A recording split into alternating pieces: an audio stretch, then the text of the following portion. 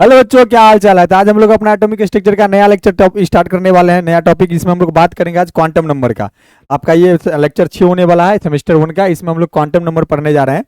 सबसे पहला सवाल ये उठता है कि ये क्वांटम नंबर क्या होता है। देखो, इतना तो तुम लोग जानते हो कि नील बोर एटॉमिक थ्योरी के हिसाब से कि इलेक्ट्रॉन जो होता है वो किसी भी एटम के न्यूक्लियस के, किसी भी एटम के कोई भी इलेक्ट्रॉन है, मान लो बच्चा, ये मान लो अपना न्यूक्लियस है एटम का, और ये इसका अलग अलग ऑर्बिट है।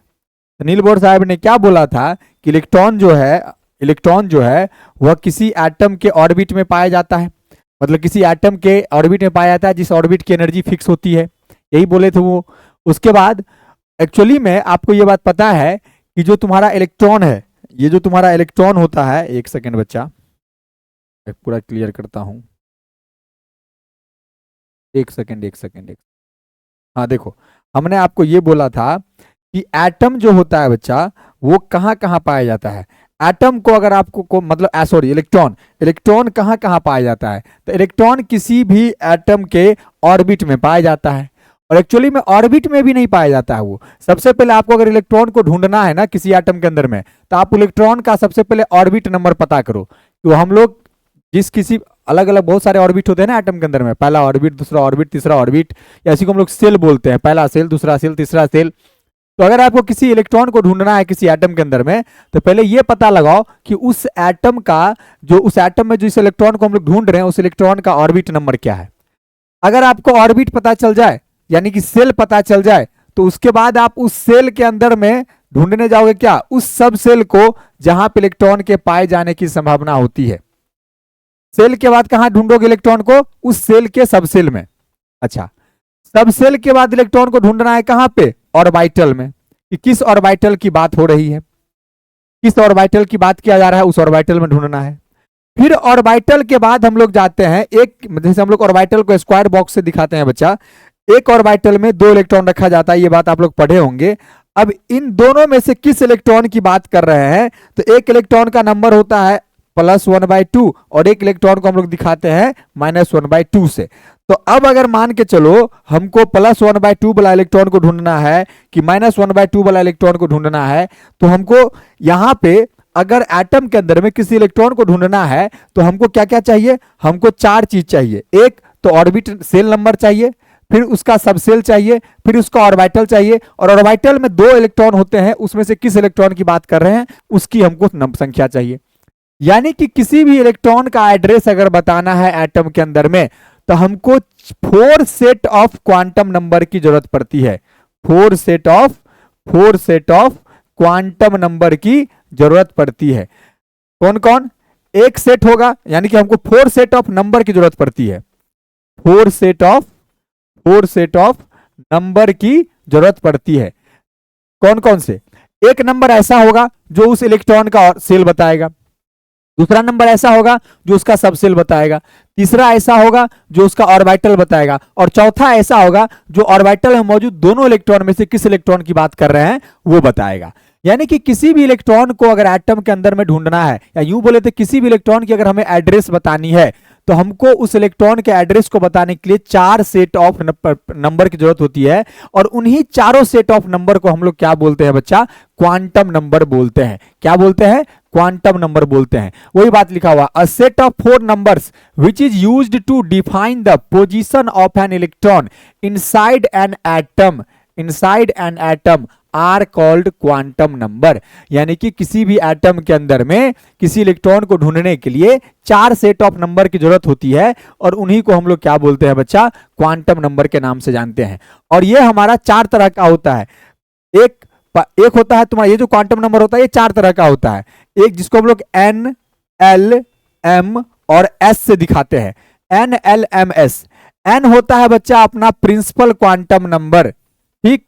L होता है बच्चा अपना एजीमुथल क्वांटम नंबर, M होता है बच्चा अपना मैग्नेटिक क्वांटम नंबर, और S होता है बच्चा अपना spin quantum number.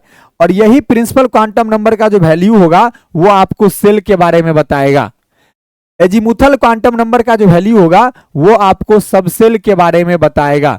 Magnetic quantum number की किस वैल्यू की बात कर रहे हैं, ये आपको ऑर्बिटल के बारे में बताएगा। ठीक। और स्पिन क्वांटम नंबर बताएगा कि आप +1/2 वाले इलेक्ट्रॉन को ढूंढ रहे हो कि -1/2 वाले इलेक्ट्रॉन को ढूंढ रहे हो। तो किसी भी एटम के अंदर में अगर हमको इलेक्ट्रॉन की एड्रेस बतानी है तो 4 सेट ऑफ नंबर की जरूरत पड़ती है। उन्हीं चारों सेट ऑफ नंबर को हम लोग बोलते हैं क्या, उन्हीं चारों सेट ऑफ नंबर को हम लोग बोलते हैं क्वांटम नंबर। एक नंबर आपको सेल नंबर बताएगा और जो नंबर सेल नंबर बताएगा वही उसी को हम लोग प्रिंसिपल क्वांटम नंबर बोलते हैं, उसको n से डिनोट किया जाता है। एक आपको सबसेल बताएगा, जो सबसेल बताएगा उसको एजीमुथल क्वांटम नंबर बोलेंगे जिसको l से डिनोट किया जाता है। एक आपको ऑर्बिटल बताएगा, जो ऑर्बिटल बताएगा उसको मैग्नेटिक क्वांटम नंबर बोलते हैं जिसको m से डिनोट किया जाता है। और एक आपको बताएगा क्या बच्चा, उस इलेक्ट्रॉन के बाद ऑर्बिटल के अंदर 2 इलेक्ट्रॉन में से किस इलेक्ट्रॉन की बात कर रहे हैं, जैसे कि +1/2 वाले की -1/2 वाले की, वो आपको बताएगा कौन, स्पिन क्वांटम नंबर जिसको s से डिनोट करते हैं। अब एक एक करके नहीं चारों को हम पढ़ते हैं, आ जाओ। सबसे पहले बात करते हैं प्रिंसिपल क्वांटम नंबर की। प्रिंसिपल क्वांटम नंबर को रिप्रेजेंट किया जाता है बच्चा n से। किससे, n से। ये क्वांटम नंबर किसके द्वारा दिया गया था, प्रिंसिपल क्वांटम नंबर किसके द्वारा दिया गया था, तो प्रिंसिपल क्वांटम नंबर दिया गया था बच्चा नील बोहर साहब के द्वारा। किनके द्वारा, नील बोहर साहब के द्वारा। ऑब्जेक्टिव क्वेश्चन बन जाएगा ये सब, इसलिए अच्छे से याद रखना। अच्छा, ये प्रिंसिपल क्वांटम नंबर क्या बताता है, प्रिंसिपल क्वांटम नंबर डिस्क्राइब करता है बच्चा सेल को या एनर्जी लेवल को, सेल को या एनर्जी लेवल, सेल नंबर या फिर एनर्जी लेवल को डिस्क्राइब करता है। यहाँ ऑर्बिटल नहीं, यहाँ ऑर्बिट होना चाहिए। ऑर्बिट बोलो या सेल बोलो या एनर्जी लेवल बोलो, तीनों एक ही चीज हुआ, उसको डिनोट करता है ये प्रिंसिपल क्वांटम नंबर। एक्चुअल में जो होता है ना, देखो क्वांटम नंबर जो है ना, हम लोग के सिलेबस में जितना पढ़ रहे हो ना वो बहुत कम है बच्चा। क्वांटम नंबर को समझना बहुत मुश्किल है। आपको नील बोर साहब का एक स्टेटमेंट बताते हैं। नील बोर साहब का एक स्टेटमेंट था, वो ये बोल रहे थे कि अगर कोई इंसान आपको ये बोलता है कि उसने क्वांटम नंबर को पूरे तरीका से समझ लिया है, तो या तो वो इंसान बहुत बड़ा झूठ बोल रहा है या तो वो बहुत बड़ा बेवकूफ है। क्योंकि प्रिंसिपल क्वांटम नंबर को पूरे सही तरीके से स्टडी कर पाना, उसको सही से जान पाना बहुत मुश्किल है। ठीक है, तो आसानी से चीजों क्वांटम नंबर को कैसे बच्चों तक पहुंचाया जाए, कैसे समझाया जाए, उसको ध्यान में रख के ना बुक में बहुत सारी बातें लिखी गई है। तो बुक में आपको प्रिंसिपल क्वांटम नंबर के बारे में ये लिखा होगा कि प्रिंसिपल क्वांटम नंबर सेल को या एनर्जी लेवल को बताता है, लेकिन एक्चुअल में प्रिंसिपल क्वांटम नंबर डिस्क्राइब करता है साइज ऑफ ऑर्बिटल को। ये जो अपना ऑर्बिटल होते हैं ना, इसके साइज को डिस्क्राइब करता है कौन, प्रिंसिपल क्वांटम नंबर। तो ये समझाने के लिए हम लोग बच्चों को क्वांटम नंबर को पढ़ाया जाता है कि तुम्हारा प्रिंसिपल क्वांटम नंबर सेल या ऑर्बिट को बताता है, लेकिन एक्चुअल में वो साइज ऑफ ऑर्बिटल को बताता है। ठीक। अच्छा, इस प्रिंसिपल क्वांटम नंबर की वैल्यू क्या क्या हो सकती है, 1 हो सकती है, 2 हो सकती है, 3 हो सकती है, 4 हो सकती है, एंड सो ऑन, 1 से लेकर के जहां तक जाओ। अगर किसी भी का भी वैल्यू प्रिंसिपल क्वांटम नंबर का वैल्यू 1 है, मतलब हम लोग फर्स्ट सेल की बात कर रहे हैं, पहला सेल की। अगर प्रिंसिपल क्वांटम नंबर का वैल्यू 2 है, यानी कि हम लोग सेकेंड सेल की बात कर रहे हैं। किसकी, सेकेंड सेल की। अगर प्रिंसिपल क्वांटम नंबर का वैल्यू 3 है, मतलब हम लोग थर्ड सेल की बात कर रहे हैं बच्चा। और अगर 4 है तो फोर्थ सेल की बात कर रहे हैं, और इसी प्रकार से सो ऑन आगे बढ़ते चले जाओ। तो प्रिंसिपल क्वांटम नंबर का वैल्यू देखो क्या दिया हुआ है, जो वैल्यू आएगा वो उसी सेल नंबर को रिप्रेजेंट करता है। ठीक। नंबर ऑफ सेल किसके द्वारा गिवन होता है बच्चा, एन के द्वारा। किसके द्वारा, एन के द्वारा। यानी कि हमने बोला प्रिंसिपल क्वांटम नंबर 3, तो इसका मतलब उसमें कितने सेल है, 3 है, थर्ड सेल की बात कर रहे हैं। अच्छा, किसी सेल के अंदर में अगर हमको ऑर्बिटल का संख्या बताना हो, देखो सबसे पहले कौन होता है, सेल। सेल के अंदर सबसेल, सबसेल के अंदर ऑर्बिटल, ऑर्बिटल के अंदर आपको इलेक्ट्रॉन। अब आपको किसी सेल के अंदर में कितने, अगर मान लो हमने बता दिया कि हम थर्ड सेल की बात कर रहे हैं और हमको पता लगाना है कि थर्ड सेल में कितने ऑर्बिटल हैं, मतलब उस थर्ड सेल में ऑर्बिटल की संख्या कितनी होगी। तो एक फार्मूला होता है बच्चा, number of orbital in a given shell का। कोई सेल नंबर गिवन हो तुमको और तुमसे नंबर ऑफ ऑर्बिटल पूछे, तो ये फार्मूला लगा देना। कौन सा कौन सा कौन सा कौन सा, एन स्क्वायर। कौन सा, एन स्क्वायर। जैसे हम बोले कि एन बराबर 4 है, तो इसमें नंबर ऑफ ऑर्बिटल बताओ, तो तुमको प्रिंसिपल क्वांटम नंबर पता चल गया 4। तो हमको सेल नंबर दे करके और नंबर ऑफ ऑर्बिटल की संख्या कभी पूछ दे, तो हम लोग क्या करते हैं बच्चा, एन का स्क्वायर यानी कि सेल नंबर का स्क्वायर यानी कि 4 का स्क्वायर कर देंगे तो कितना, 16। यानी कि टोटल कितने ऑर्बिटल हो जाएंगे, इसमें 16 ऑर्बिटल हो जाएंगे। अच्छा, अगर आपसे सेल नंबर दे करके और नंबर ऑफ इलेक्ट्रॉन पूछ दे, जैसे मानो हमने तुमको बोला कि एन बराबर 4 है, तो एन बराबर 4 में नंबर ऑफ इलेक्ट्रॉन बताओ टोटल कितना होगा, नंबर ऑफ इलेक्ट्रॉन बताओ, नंबर ऑफ इलेक्ट्रॉन। तो याद रखना, अब हमने तुमको बताया कि एक ऑर्बिटल में हम लोग 2 इलेक्ट्रॉन रख सकते हैं, मैक्सिमम एक ऑर्बिटल में 2 इलेक्ट्रॉन रख सकते हैं। तो अगर मेरे पास नंबर ऑफ एन बराबर 4 में अगर नंबर ऑफ ऑर्बिटल 16 है, एक ऑर्बिटल में 2 इलेक्ट्रॉन, तो 16 ऑर्बिटल में कितने इलेक्ट्रॉन, 16 इंटू 2 कर दो तो कितना आ जाएगा तुम्हारा 32 इलेक्ट्रॉन हो जाएगा। तो यहाँ इसका फॉर्मूला भी बना सकते हैं हम लोग, क्या क्या हम लोग नंबर ऑफ इलेक्ट्रॉन का फॉर्मूला 2n² लिख सकते हैं। n² से नंबर ऑफ ऑर्बिटल पता चल जाएगा, और एक ऑर्बिटल में 2 इलेक्ट्रॉन होते हैं, तो टोटल कितने ऑर्बिटल हैं उसको 2 से गुना कर देंगे तो टोटल नंबर ऑफ इलेक्ट्रॉन आ जाएगा। इसीलिए number of electron in a given shell का फॉर्मूला क्या होता है बच्चा, 2n²। क्या होता है बच्चा, 2n²। ठीक है। अच्छा, एक होता है ऑर्बिटल एंगुलर मोमेंटम। अगर आपको n का वैल्यू पता है, ऑर्बिटल एंगुलर मोमेंटम होता है किसी ऑर्बिट में जो इलेक्ट्रॉन मूव करते हैं ना सर्कुलर पाथ पे। देखो जब कोई भी ऑब्जेक्ट अगर स्ट्रेट पाथ पे मूव करता है तो उसको हम लोग लीनियर मोमेंटम कहते हैं, और जब सर्कुलर पाथ पे मूव करता है तो उस समय जो उसमें मोमेंटम होता है उसको एंगुलर मोमेंटम बोलते हैं। तो कोई इलेक्ट्रॉन अगर ऑर्बिट में घूम रहा है तो उसके अंदर में ऑर्बिटल एंगुलर मोमेंटम होगा। तो ऑर्बिटल एंगुलर मोमेंटम को फॉर्मूला होता है बच्चा mvr, और ये किसके बराबर होता है, nh/2πk। किसके बराबर होता है, nh/2πk। और h/2π को हम लोग एक और चीज लिखते हैं, क्या, इस h/2π को हम लोग एक और चीज लिखते हैं, क्या लिखते हैं बच्चा, h/2π को हम लोग कट h भी लिखते हैं, या इसी को हम लोग h बार पढ़ते हैं, कट h बोलो या h बार। तो ये लिखा हुआ है या ये लिखा हुआ है, ऑब्जेक्टिव में अगर क्वेश्चन बना दिया तो याद रखना ऑर्बिटल एंगुलर मोमेंटम बराबर होता है nh/2π, यानी कि mvr बराबर n कट h या h बार। तो ये था बच्चा प्रिंसिपल क्वांटम नंबर की पूरी कहानी, ये थी प्रिंसिपल क्वांटम नंबर की पूरी कहानी। अब आते हैं हम लोग अपने अगले क्वांटम नंबर पे, जिसका नाम है एजीमुथल क्वांटम नंबर। क्या नाम है बच्चा, एजीमुथल क्वांटम नंबर। इसको और कौन कौन से नाम से जाना जाता है, एजीमुथल क्वांटम नंबर जिसको हम लोग एल से रिप्रेजेंट करते हैं बच्चा, इसको हम लोग subsidiary secondary angular momentum quantum number के नाम से भी जानते हैं। सब्सिडियरी एंगुलर सेकेंडरी मोमेंटम, देखो सब्सिडियरी सेकेंडरी या एंगुलर मोमेंटम क्वांटम नंबर के नाम से भी जानते हैं। इसको रिप्रेजेंट किया जाता है बच्चा एल से। ये कौन सा साइंटिस्ट ने दिया था, और एजीमुथल क्वांटम नंबर के बारे में किन्होंने बताया था, तो सोमरफील्ड साहब हमारे एक साइंटिस्ट थे, इन्होंने एजीमुथल क्वांटम नंबर के बारे में बताया था।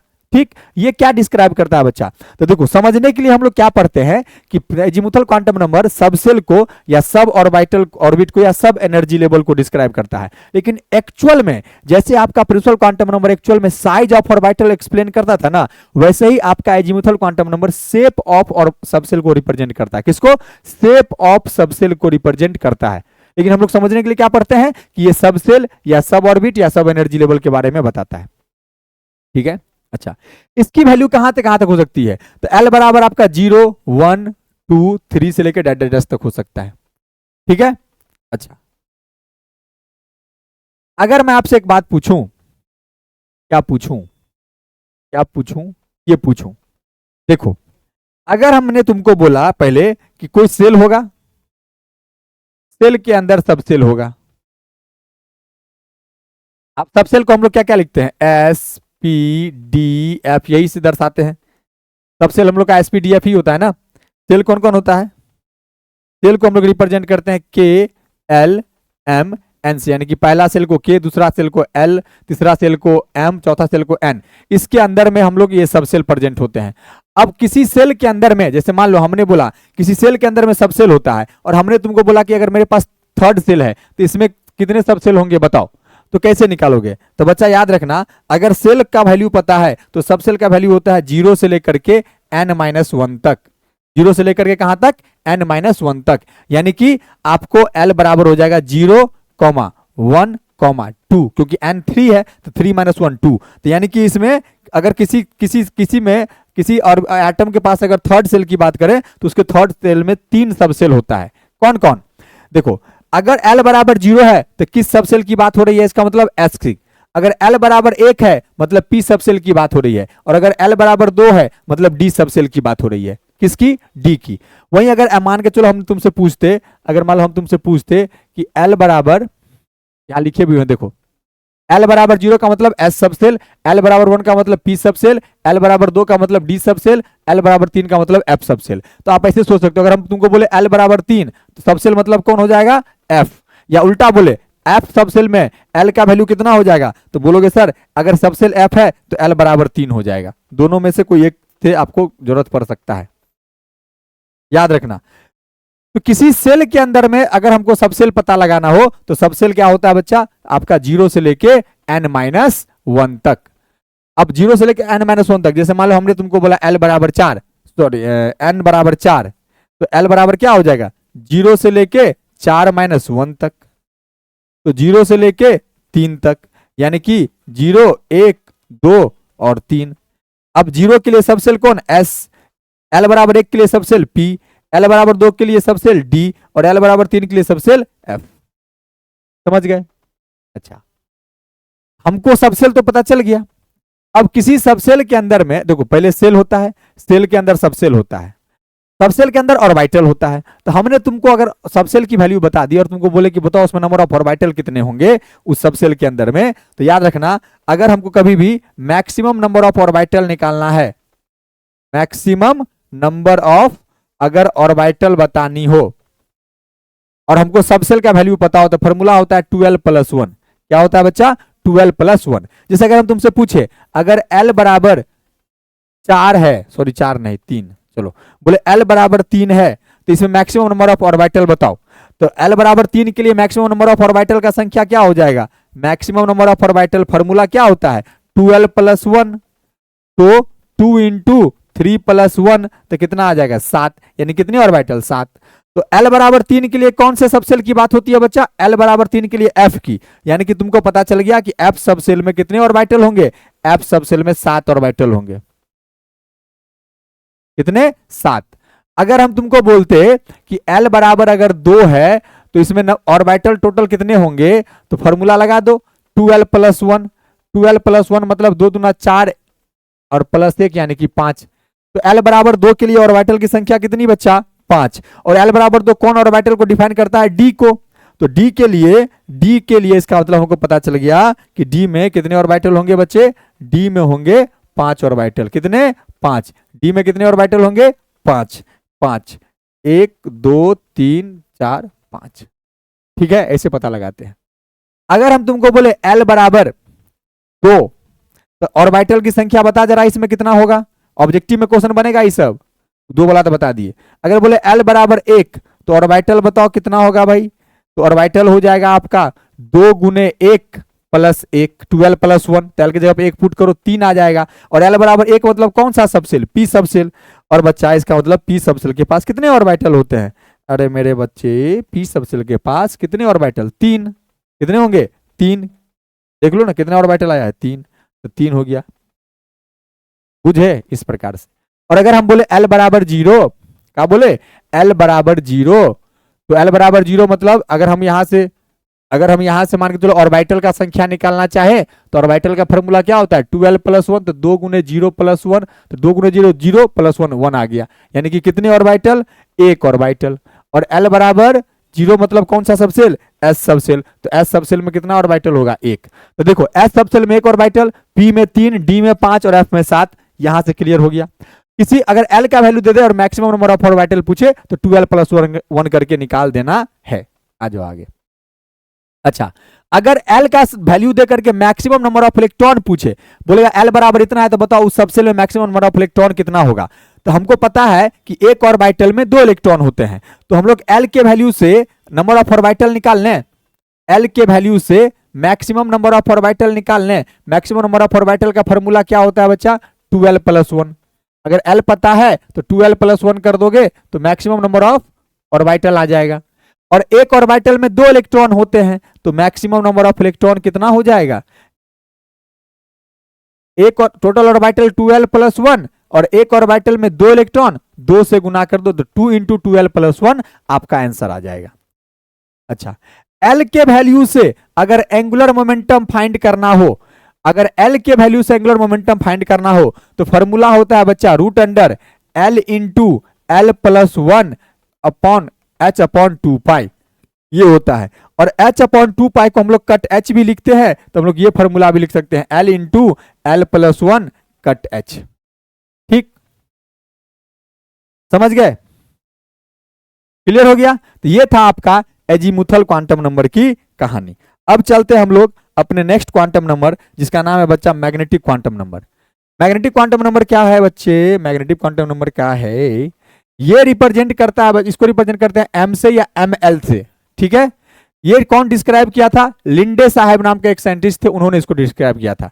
ये बताता है तुमको ओरिएंटेशन ऑफ ऑर्बिटल, यानी कि जो हमारा ऑर्बिटल है, किसी सबसेल के अंदर में जो ऑर्बिटल होते हैं वो ऑर्बिटल कौन कौन सा वाला ऑर्बिटल है, किस ऑर्बिटल की बात की जा रही है, इसको बताता है कौन? मैग्नेटिक। क्योंकि देखो अभी पीछे क्या बताया है, एक सबसेल में बहुत सारे ऑर्बिटल हो सकते हैं। जैसे मेरे पास अगर पी सबसेल है तो उसमें 3 ऑर्बिटल, डी सबसेल है तो 5 ऑर्बिटल, एफ सबसेल है तो 7 ऑर्बिटल, एस सबसेल है तो 1 ऑर्बिटल। तो इन 7 में से किस ऑर्बिटल की बात कर रहे हैं, या इन 5 में 3 में से किस ऑर्बिटल की बात कर रहे हैं, या इन 5 में से किस ऑर्बिटल की बात कर रहे हैं, इसको कौन बताएगा? इसी को बताता है ये मैग्नेटिक क्वांटम नंबर। ठीक है, क्या बताएगा? Magnetic quantum number.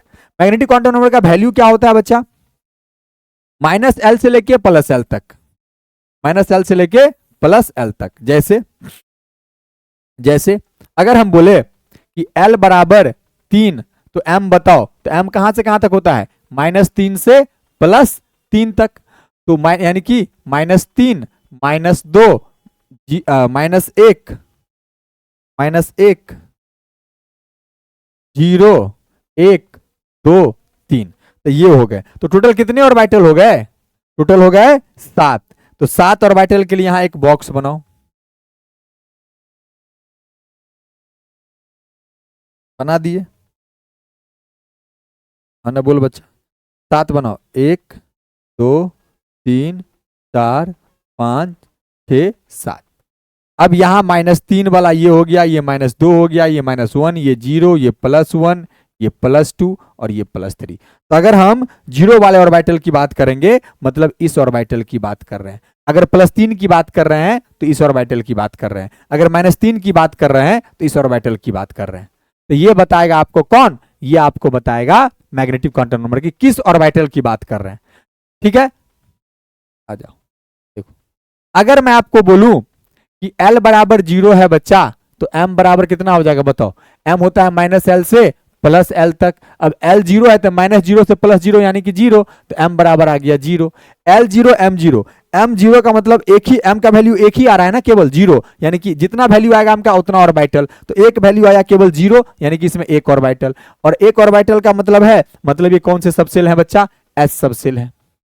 अच्छा, अगर L बराबर 1 है तो M कहां से कहां तक हो जाएगा? -1 से लेके +1 तक। तो लिखेंगे -1 0 +1। तो कितना ऑर्बिटल आया इसमें? 3 ऑर्बिटल। तो 3 ऑर्बिटल बना दो, 1 2 3, -1 0 +1। ठीक, और ये किसके लिए होता है? आपको पता है L बराबर 1 मतलब पी सबसेल। तो पी सबसेल में 3 ऑर्बिटल, -1 0 +1। अगर +1 वाले की बात करेंगे तो ये ऑर्बिटल उठाना, -1 वाले की बात करेंगे तो ये ऑर्बिटल, 0 की बात करेंगे तो ये ऑर्बिटल। अगर L बराबर तुमको बोला 2, तो M बराबर कितना हो जाएगा? -2 से लेके +2 तक, यानी कि -2 -1 0 +1 +2। कितने ऑर्बिटल हो गए इसमें? 5 ऑर्बिटल। नंबर ऑफ M की वैल्यू नंबर ऑफ ऑर्बिटल बताता है 1 2 3 4 5। ये -2, ये -1, ये 0, ये +1, ये +2। इस प्रकार से कर लोगे। +1 की बात करें तो ये ऑर्बिटल, +2 की बात करें तो ये ऑर्बिटल, -2 की बात करें तो ये ऑर्बिटल, 0 की बात करें तो ये ऑर्बिटल। ठीक है, ये था अपना मैग्नेटिक क्वांटम नंबर। अब आते हैं हम लोग किसकी बात करेंगे? अब हम लोग बात करेंगे बच्चा, अब हम लोग बात करेंगे, एक लास्ट है अपना spin quantum number. Spin quantum number represent करता है किसको? इसको हम लोग एस से रिप्रेजेंट करते हैं या एमएस से। ये उलेनबर्ग नाम के साइंटिस्ट ने इसको डिस्क्राइब किया था। ऑब्जेक्टिव क्वेश्चन बनेगा ये सब। उलेनबर्ग नाम के साइंटिस्ट ने स्पिन क्वांटम नंबर को डिस्क्राइब किया था। ये स्पिन ऑफ इलेक्ट्रॉन को बताता है, यानी कि ऑर्बिटल के अंदर में इलेक्ट्रॉन क्या करते रहते हैं? अपने ही एक्सिस पे रोटेट करते रहते हैं। अब इसका रोटेशन या तो क्लॉकवाइज होगा, या तो क्लॉकवाइज होगा, या तो एंटी क्लॉकवाइज होगा। अब मेरे पास किसी ऑर्बिटल में 2 इलेक्ट्रॉन होते हैं, एक इलेक्ट्रॉन उसमें क्लॉकवाइज घूम रहा होता है, दूसरा इलेक्ट्रॉन उसमें एंटी क्लॉकवाइज घूम रहा होता है। तो हम क्लॉकवाइज वाले इलेक्ट्रॉन की बात कर रहे हैं कि एंटी क्लॉकवाइज वाले इलेक्ट्रॉन की बात कर रहे हैं, इसको कैसे बताते हैं? तो हम लोग इसको लिखते हैं +-1/2 से, +-1/2 से। अगर आप क्लॉकवाइज को +1/2 वाला इलेक्ट्रॉन बोल रहे हो तो एंटी क्लॉकवाइज को -1/2 वाला बोलेंगे। ऐसा कोई रूल नहीं है, ऐसा कहीं कोई रूल नहीं लिखा हुआ है कि +1/2 को ही हम लोग बोलेंगे क्लॉकवाइज या -1/2 को बोलेंगे एंटी क्लॉकवाइज। ये तुम पे डिपेंड करता है। अगर तुम -1/2 वाले को क्लॉक मान रहे हो तो +1/2 वाला एंटी क्लॉक हो जाएगा, अगर +1/2 वाले को क्लॉक मान रहे हो तो -1/2 वाला एंटी क्लॉक हो जाएगा। तो इस दो इलेक्ट्रॉन में से अगर दो इलेक्ट्रॉन में से मेरे पास इस इलेक्ट्रॉन को मान लो -1/2 से दिखा रहे हैं तो इस इलेक्ट्रॉन को दिखाएंगे +1/2 से। किससे? +1/2 से। ठीक है। अब आपको किसी इलेक्ट्रॉन के इन चारों नंबर के बारे में पता चल गया। अब आप उस इलेक्ट्रॉन को आसानी से ढूंढ लोगे। तो ये जो बात बोले ना यहाँ पे, वही बात यहाँ पे लिखा हुआ है बच्चा। जैसे हम तुमको बोले, अगर हम तुमको बोले, मान लो बच्चा, अगर हम तुमको बोले एक बात, यहाँ स्पिन क्वांटम नंबर से रिलेटेड कुछ बातें और देख लो। अगर तुमको कभी स्पिन एंगुलर मोमेंटम फाइंड करना है इलेक्ट्रॉन का, तो फॉर्मूला होता है √S × S+1 h/2π, या इसी को हम लोग कट h लिख सकते हैं। जिसमें ये s क्या है सर? s है बच्चा ±n/2। जिसमें ये n क्या है सर? n है number of unpaired electron, number of unpaired electron. मान लो हमने किसी एटम के लिए इलेक्ट्रॉन फिल किया इलेक्ट्रॉनिक कॉन्फ़िगरेशन के अकॉर्डिंग, और उसमें उस ऑर्बिटल में 2 इलेक्ट्रॉन रख सकते हैं एक ऑर्बिटल में।